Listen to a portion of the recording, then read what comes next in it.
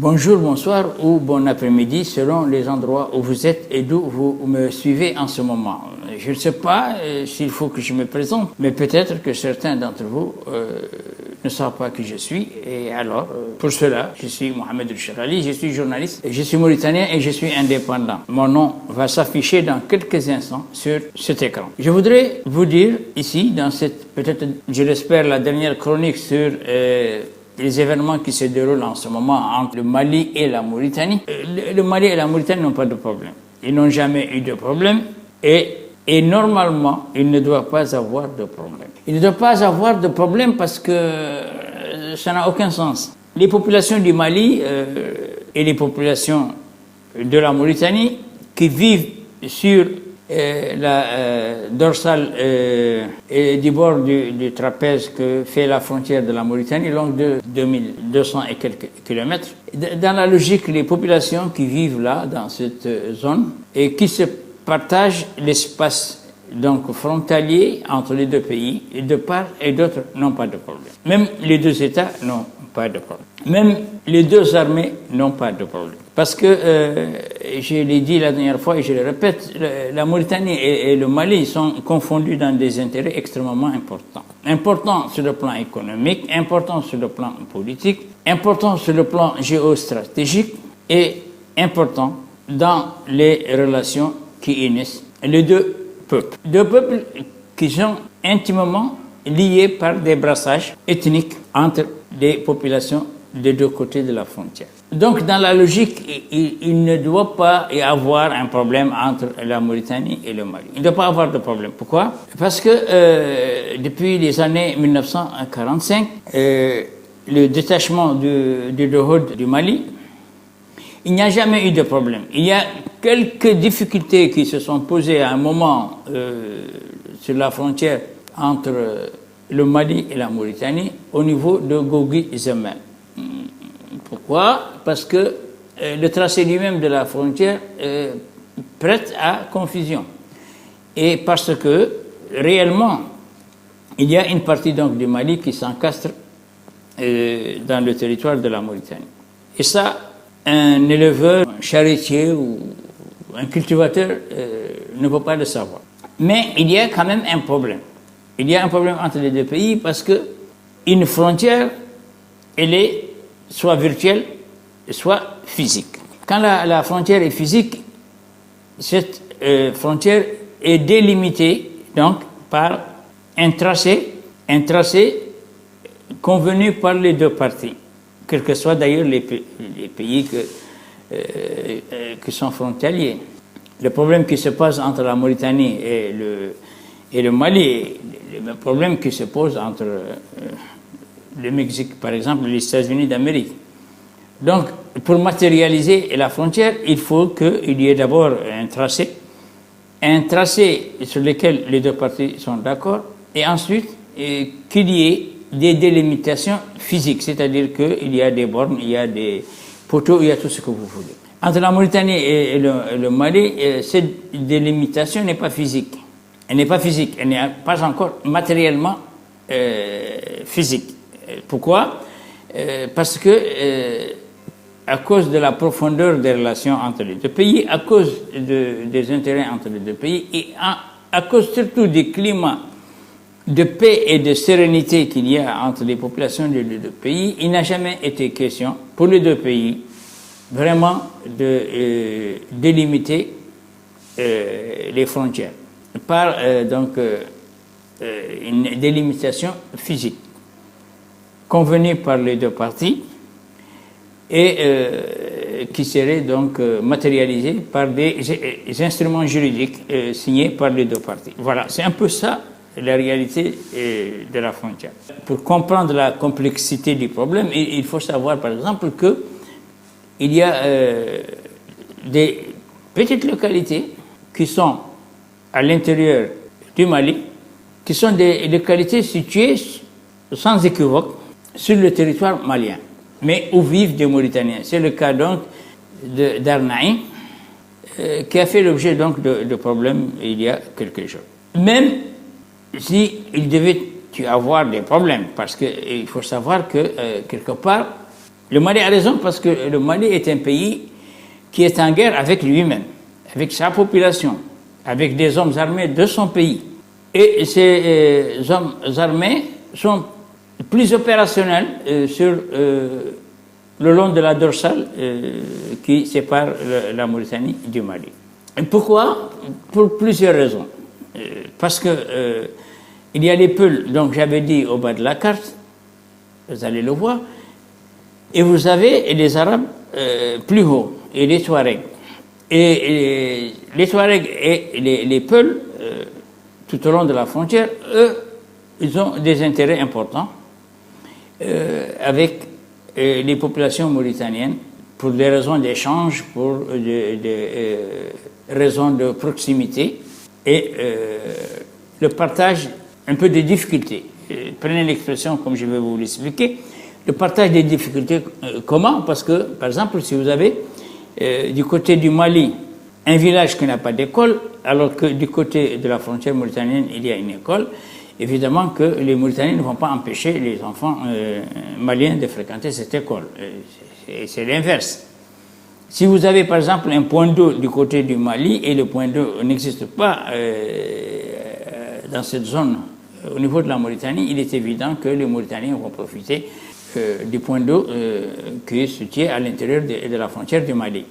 Mais il faut expliquer aussi autre chose, parce que les populations arabes du Mali et du nord du Mali, les Touaregs et tout ça, c'est des gens qui sont composés, des populations qui sont composées de populations de même tribu, de même fraction que certaines tribus de la Mauritanie. Et c'est là où on retrouve complicité d'appartenance tribale ou régionale qui fait que le flux du mouvement des populations est très important.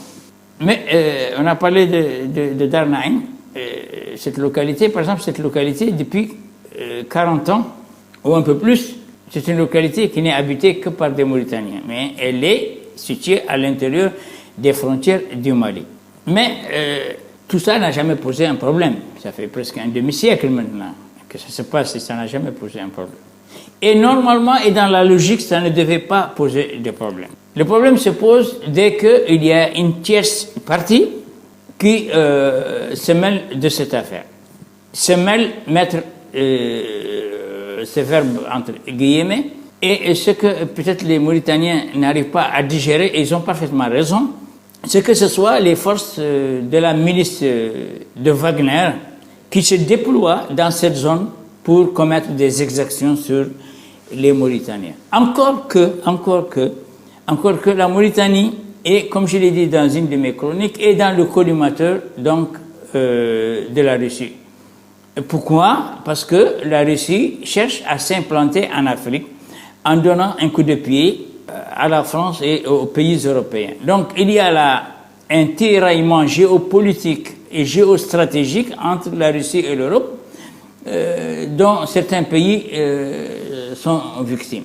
Ils sont victimes parce que certains pays, comme la Mauritanie, ne sont pas allés sur le même pas de danse que les pays comme le Mali, le Niger ou le Burkina Faso, qui, eux, donc, ont plongé dans la mare, si vous voulez, qui est un peu la Russie qui déploie ses tentacules dans l'Afrique de l'Ouest. Donc, le Mali devient très regardant sur la Mauritanie, sur les problèmes de la sécurité. Ils sont plus regardants maintenant sur le mouvement de nos forces armées. Et c'est là, bien sûr, parce que ils sont peut-être poussés par les Russes à croire que la Mauritanie joue un élément essentiel dans le mouvement des populations qui sont pour le Mali un mouvement de rebelles ou d'hommes armés. Ce qui reste à prouver. Donc on ne va pas revenir sur ce problème parce que de toutes les façons ça ne changera pas. Question de paix ou question de conflit, le mouvement des populations ne va pas cesser. Pourquoi il ne va pas cesser? Parce que le Mali est dans des opérations de récupération de son territoire qui était perdu depuis plus d'une dizaine d'années. Et son territoire, évidemment, qu'est-ce que cela signifie? Le territoire qui était occupé par des forces de combat, de forces armées, et surtout parce que cette région est une région en rouge où l'armée malienne ne pouvait pas évoluer et ne pouvait pas mener des opérations à cause des risques importants qu'elle peut prendre. Vous vous souvenez de la bataille de Tessalit, la bataille de Menaka, la première bataille de Gao, où des officiers maliens très valeureux ont perdu la vie dans des batailles parce qu'ils ont été l'objet d'attaques dans des casernes militaires. Et l'armée malienne, mal équipée, mal préparée, sans moyens véritables, ne pouvait pas donc intervenir ou répondre à ces attaques dans les temps, ce qui a coûté extrêmement cher au Mali parce qu'il a perdu donc une partie de son territoire.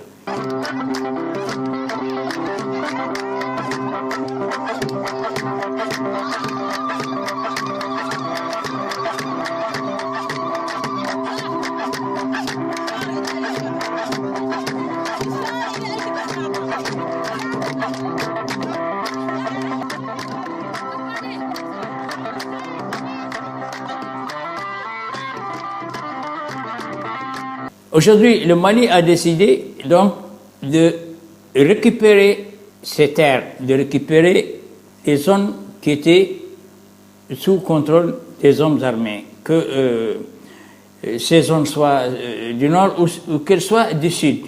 Donc, qu'elles soient du nord ou qu'elles soient du sud, ces zones sont des zones de proximité avec la Mauritanie, mais surtout, et il est important de le dire, des zones d'échange économique. Mais si on regarde de près actuellement sur les réseaux sociaux au Mali, les blogueurs, on se rend compte que la Mauritanie est victime d'une campagne, je peux même dire de dénigrement, qui est extrêmement grave. Elle est grave parce que le Mali ne fait rien, ou il y peut tout, en tout cas il ne fait rien pour arrêter cette campagne qui plutôt joue en faveur de l'escalade entre les deux pays. Si le problème n'était qu'un problème entre les Mauritaniens et les Maliens, que ce soit entre les politiques du Mali et les politiques de la Mauritanie, ou que ce soit des problèmes entre l'armée malienne et l'armée mauritanienne, le problème ne serait même pas un problème, parce qu'il serait réglé, il a toujours été réglé. Je me souviens moi-même qui vous parle, que quand j'étais encore très jeune, j'étais à l'école primaire, 5e ou 6e année d'école primaire, je savais que des Maliens venaient déjà dans ma région, dans la capitale régionale de ma wilaya, pour discuter avec les autorités mauritaniennes donc de problèmes de la délimitation de la frontière à cause d'événements qui surviennent, surtout pendant la saison des pluies où les terres sont très recherchées pour le développement agricole sous pluie. Parce que cette zone de sahélo-sahélienne est une zone extrêmement riche pour le développement agricole artisanal. Donc le problème n'aurait pas été posé. Mais le problème maintenant, c'est que on a comme l'impression que le président de la transition, ce président qui s'est imposé, ce président qui devient de plus en plus impopulaire, Assimi Goïta, à cause des décisions qu'il prend qui vont en contresens et du bon sens, en contresens du maintien de bonnes relations avec ses voisins, en contresens même de la solution des problèmes dans le domaine de la sécurité. Assimi Goïta est un président d'un pays indépendant, un pays souverain, qui est libre de conduire sa politique comme il l'entend. Mais lorsque cette politique, maintenant, malheureusement, elle touche à des problèmes, surtout d'ordre sécuritaire, qui concernent la Mauritanie et le Mali, là, la donne change. La donne change et il faut se poser la question qui est responsable. المهم أن نحن أي مساس مواطن موريتاني مهما كان المساس غير مقبول مهما كان، سواء استخلق في الداخل ولا خلق في الخارج غير مقبول. والتعامل معه إذا كان في الداخل ما هو نفس التعامل معه إذا كان في الخارج. التعامل معه إذا كان في الداخل تتعامل معه القوات المسلحة اللي جاهزة في أرض المكان والاستعداد كان من أجل الدفاع عن حوزة الترابية وعن المواطنين داخل حوزة الترابية. On ne peut pas tenir la ministre Wagner responsable de tout ce qui a pu se passer à l'intérieur des frontières du Mali, après les massacres de Rebint el-Ataï, vous vous souvenez, c'était en 2022, où 22 Mauritaniens ont été égorgés, 8 ont été brûlés vifs, et tout ça à cause donc du mouvement des ministres de Wagner, qui, il faut le savoir, ne sont pas des militaires. C'est une milice paramilitaire, mais même dans son paramilitaire, elle est paramilitaire parce que c'est une milice qui est un peu spéciale. C'est des tueurs qui sont formés pour tuer. Ils ne sont pas formés pour se battre. Personne ne peut être fait prisonnier, personne ne recule, personne ne se rend. Lorsque vous serez formé, on vous dira comment vous comporter. On vous parlera de 2 grenades que vous devrez avoir avec vous si vous vous faites prendre. Et pour les déserteurs, c'est le peloton d'exécution qui les attend. Ils sont entrés dans les tranchées ennemies et les ont massacrés au couteau. Ils ne savent pas se battre, ils ne peuvent pas se battre parce que ce n'est pas une armée régulière. Et ce qu'ils peuvent faire, c'est d'abord d'assurer leur propre sécurité, et en assurant leur propre sécurité, ils évoluent sur le terrain pour mener des exactions.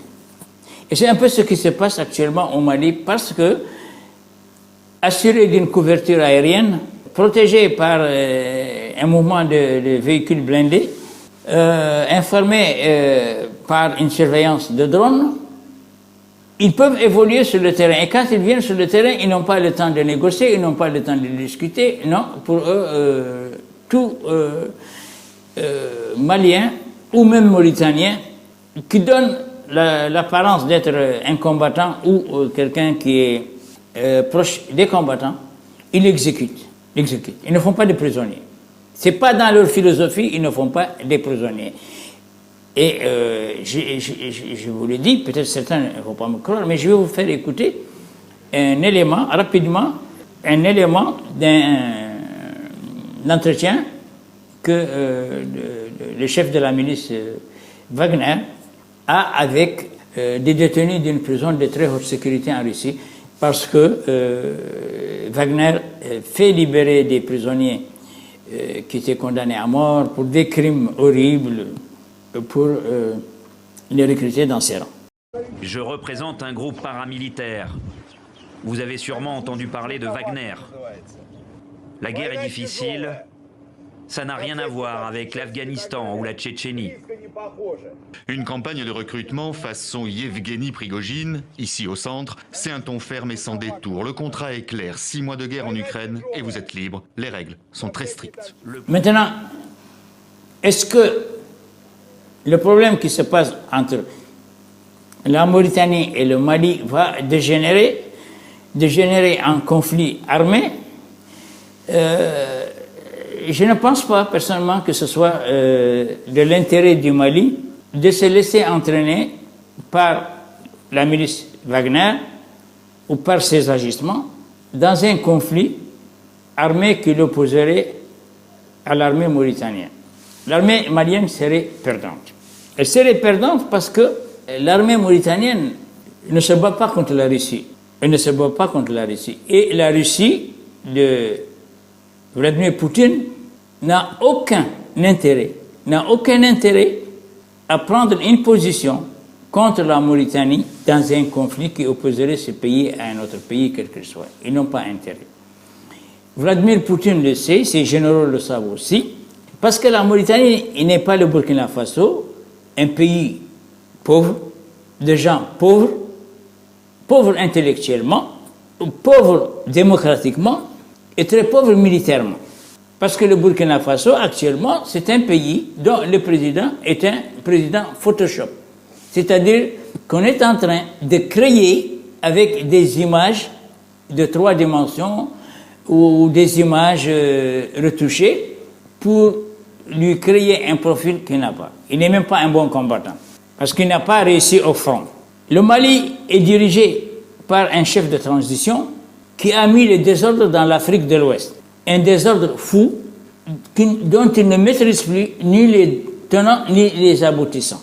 Et c'est Assimi Goïta, ce président qui s'est forgé cette fonction, qui a pris le pouvoir par la force pour une deuxième fois, qui est en train de patauger dans des difficultés qui font de lui malheureusement le président le plus impopulaire du Mali.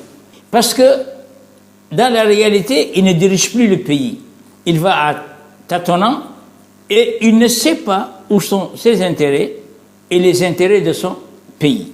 Maintenant, la Mauritanie est un pays qui ne veut pas rentrer dans ce jeu de tu es avec moi ou tu n'es pas avec moi. Et cette question, elle est posée par l'Alliance des États du Sahel. Et pourquoi d'ailleurs il y a l'Alliance des États du Sahel? Et le pourquoi? Parce que Assimi Goïta, et lui, est responsable, il le sait bien, et il va répondre de ses responsabilités. C'est lui qui est à l'origine de l'éclatement du G5 Sahel. Donc, en faisant éclater le G5 Sahel, Assimi Goïta a commencé à provoquer la Mauritanie parce qu'il le sait très bien que la Mauritanie est un pays qui tire énormément d'avantages de cette association des États du Sahel. Mais c'est son problème. C'est son problème. Maintenant, la Mauritanie va-t-elle se laisser entrer dans un conflit avec le Mali? Non. Mais moi, personnellement, en tant qu'Africain, et en tant que panafricain, et en tant que nationaliste mauritanien, je voudrais dire sincèrement, je le dis sincèrement, que si le président mauritanien actuel veut vraiment rendre un service à la Mauritanie, il veut rendre un service à ce pays, il veut rendre un service aux populations de ce pays, qu'il se prononce pour une rupture des relations diplomatiques, économiques et sociales avec le Mali. Et qu'on en finisse. Le Mali est un pays puissant, il est un pays surarmé, c'est un pays qui a de l'or, qui a ses ressources naturelles et qui n'a besoin de personne. Alors, que la Mauritanie rompt ses relations avec le Mali et qu'on en finisse. Tous les Mauritaniens qui sont au Mali n'ont qu'à rentrer dans le pays. Et lui, toutes ces petites employés des maisons mineurs qui sont ici par des centaines de milliers, qui rapportent un capital financier et économique important à leur pays, qui rentrent chez eux et qu'on en finisse. Parce que si Assimi Goïta ne se rend pas compte et ne veut pas se rendre compte que des Mauritaniens ont été égorgés par la milice Wagner sur le sol malien, en présence de soldats maliens. C'est un crime non pas contre l'humanité, ce qu'il est, mais c'est surtout un crime contre les très bonnes relations qui initient la Mauritanie au Mali. Et là, je vais vous faire écouter un élément posé comme question par une journaliste au président de la République de la Mauritanie, et vous allez entendre la réponse. Quels sont aujourd'hui vos rapports avec les autorités maliennes? On sait que l'année dernière, il y a eu d'importantes tensions. Plusieurs ressortissants mauritaniens ont été tués, présumément par l'armée malienne. Elles sont bonnes. Elles sont bonnes. C'est du passé, on n'en parle plus? D'abord, ce qu'il y a eu en réalité, c'était regrettable, c'est même déplorable. Nous avons travaillé ensemble avec les autorités maliennes pour déterminer les responsabilités. Est-ce que la Mauritanie a pardonné le Mali? On ne nous a pas demandé pardon, malheureusement. Donc, moi je pense que le Mali, c'est un pays qui est tourné vers le Burkina, il est tourné vers le Niger. Donc, qu'est-ce que ça veut dire? Ça veut dire que ces 3 pays sont des pays qui se sont unis dans un regroupement où ils vont unir leurs forces pour se battre contre le mal. Et le mal, pour eux, c'est quoi? Le mal pour eux, c'est la France et l'Union européenne. Ils ont peut-être leur raison, mais la Mauritanie n'a pas de problème avec la France, elle n'a pas de problème avec l'Union européenne, elle n'a pas de problème avec les États-Unis d'Amérique. La Mauritanie est un pays qui a ses intérêts, et peut-être que ces intérêts ne sont pas les intérêts ni du Mali, ni les intérêts du Burkina Faso, ni les intérêts du Niger. Les États-Unis expulsés du Niger sont en train de se redéployer au Tchad. Le Tchad est en train de se plaindre de cela. Encore tout autour de la frontière du Niger, une frontière de l'Est, et en Mauritanie. Et le Mali, logiquement, n'est pas content de ce redéploiement des forces américaines, des forces de l'OTAN, tout au long de sa frontière où le Mali enregistre le plus d'attaques. Mais si, au fur et à mesure que les événements avancent et on constate que le président malien Assimi Goïta ne fait rien pour calmer le jeu entre la Mauritanie et le Mali, mais plutôt ferme les yeux et les oreilles sur ce qui se passe pour dégrader la situation entre son pays et la Mauritanie, pour faire plaisir à la Russie ou faire plaisir à des combattants recrutés dans les prisons de haute sécurité de Russie, c'est son problème. Ce n'est pas le problème de la Mauritanie. Mais il le sait très bien, mais il feint de ne pas le savoir. Il va le regretter politiquement, il va le regretter économiquement, et il va le regretter socialement. Qu'il fasse comme il veut, qu'il fasse comme il veut. Mais la Mauritanie ne peut pas et elle n'acceptera plus de jouer au spectacle pendant que ses citoyens sont égorgés par la milice Wagner avec la complicité des soldats de l'armée malienne. دولة مالي الجارة دولة فيها خاصة المنطقة الحدودية منطقة ما هي مستقرة وفيها ياسر من الكر والفر بين جماعات متنوعة مع الحكومة المالية. هذا معطى مالتنا نعودوا عارفين وكاملين. مالتنا نعودوا اللي عارفين مالتنا ما نعودوا عارفين عن المناطق الحدودية دائما صعيبة خاصة إذا كانت فيها ياسر من التداخلات سواء في الإنسان من نفسه وهرواقيش من نفسهم سواء كان ملي على أرض التراب قبال من نفسه.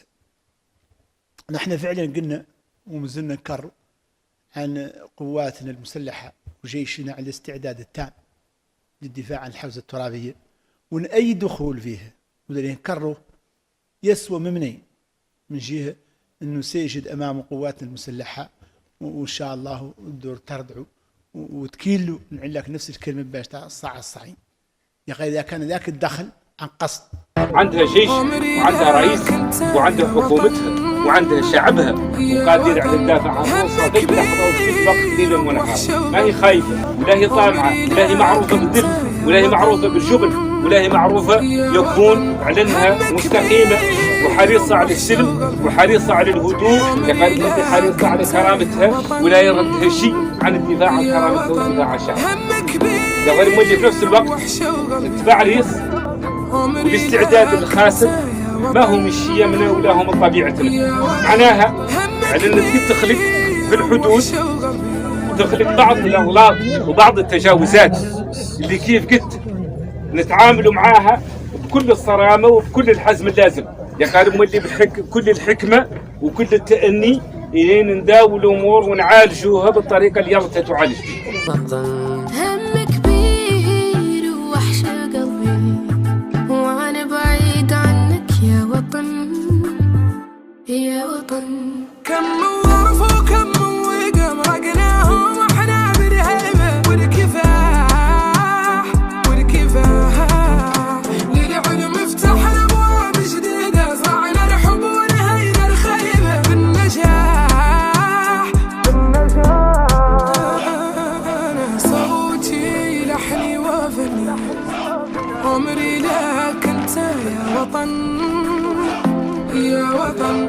هم كبير ووحشة وقلبي وانا بعيد عنك يا وطن يا وطن.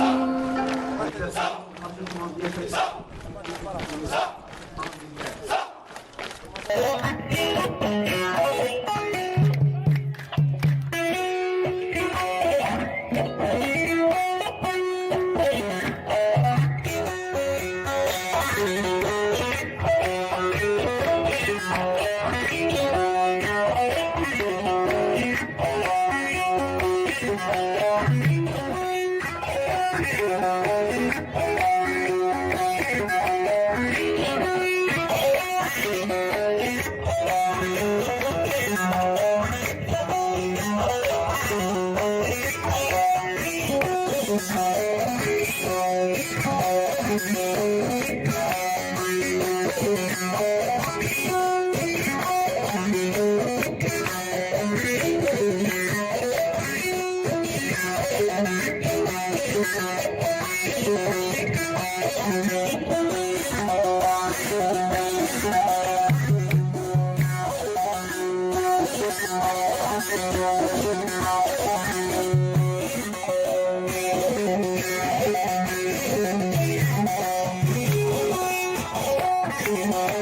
you.